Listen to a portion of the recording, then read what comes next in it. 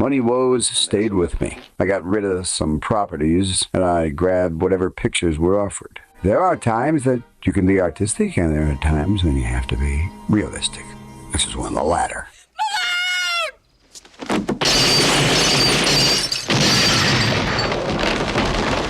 It's action-packed.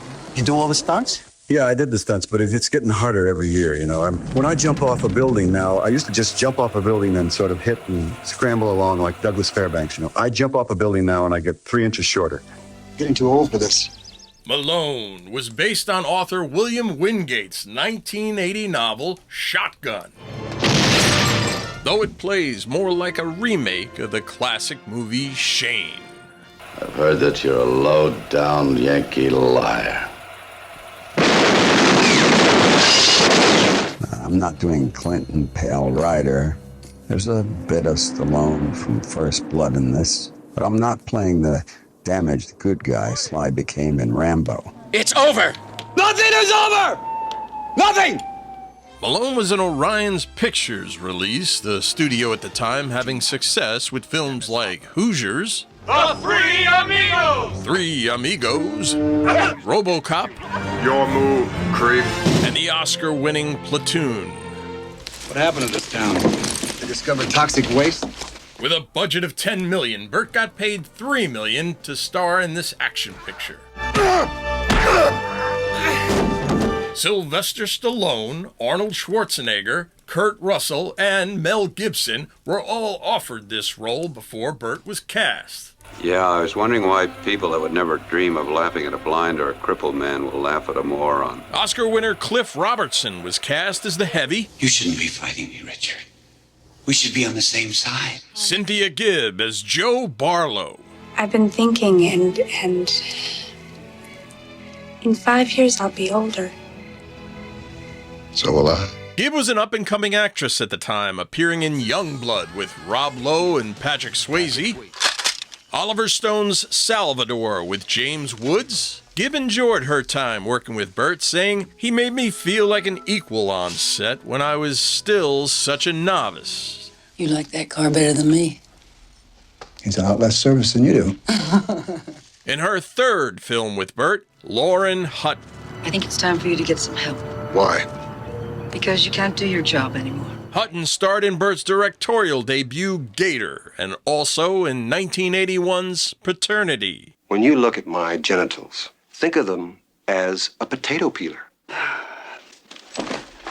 Famous for that gap in her teeth, with Burt even making fun of it in Gator. Do you think this looks better? And with a gap filled. Fill the gap, yes. In Malone, she actually had that famous gap filled in. Yeah, I think you look a lot better that way. You know, chauvinist porker. Scott Wilson. When were you in Vietnam? 1961. That was a little early, wasn't it? Not for what I was supposed to do. Here you go. Want to have some fun? No thanks. Dennis Berkeley. As long as you jerk your with, you'll drop your little panties anytime I tell you to. Berkeley would go on to appear with Burt in 2 episodes of Evening Shade. We ain't leaving till we get the whole story. Tracy Walter.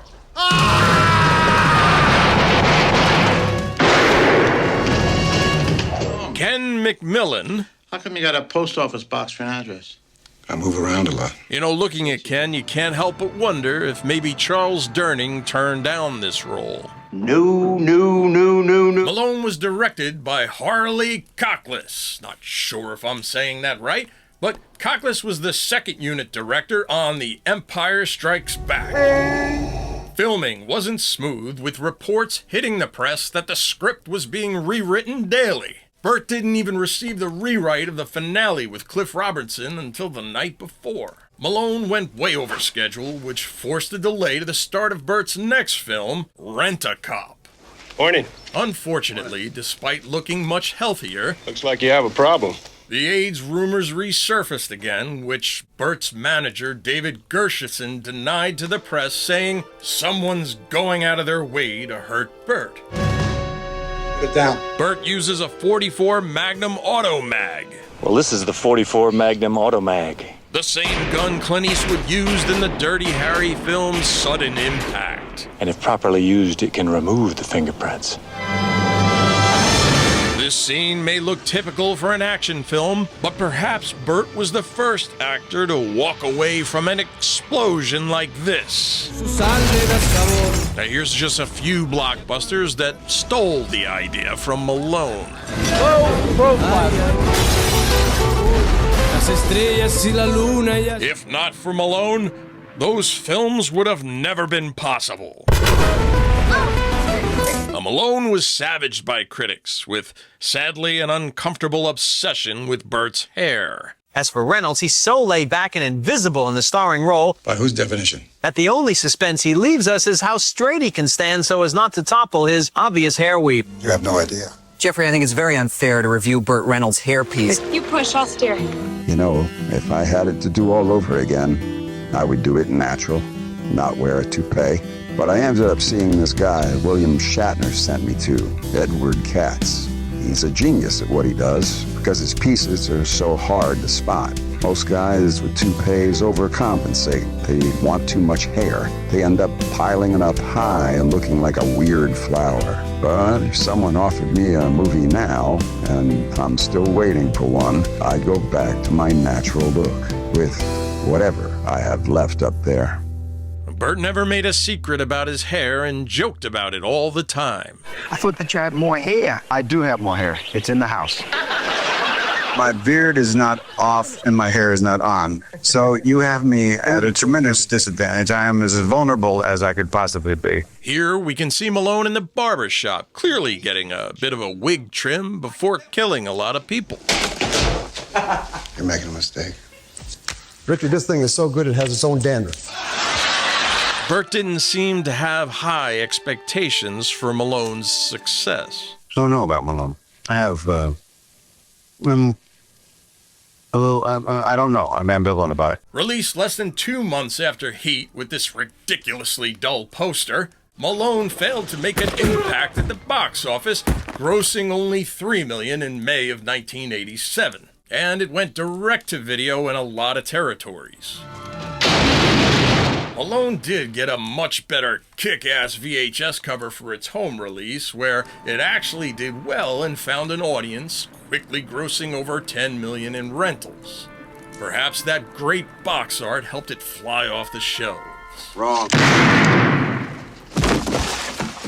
For me, those pictures, Heat and Malone, those pictures were...